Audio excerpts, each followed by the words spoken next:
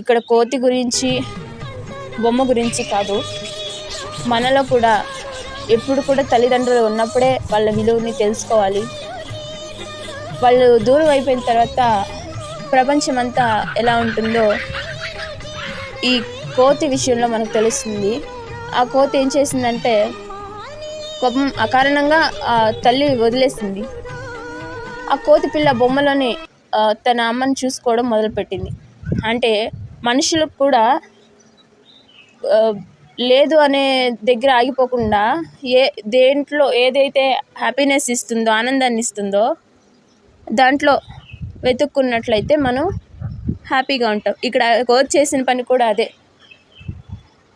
అమ్మ వదిలేసిందని చెప్పేసి అలాగే ఉండిపోలేదు.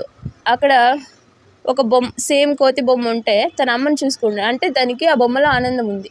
అలాగే హ్యూమన్స్ కూడా ఏదైనా కోల్పోయినప్పుడు ఇంకో దాంట్లో ఆనందాన్ని చూసుకోవాలి అని ఈ పంచ్ కోతి కథలో మనం నేర్చుకుంటున్నాము. ఆ కోతికి మంచి జరగాలని కోరుకుందాం మనందరం కూడా. Thank you for watching.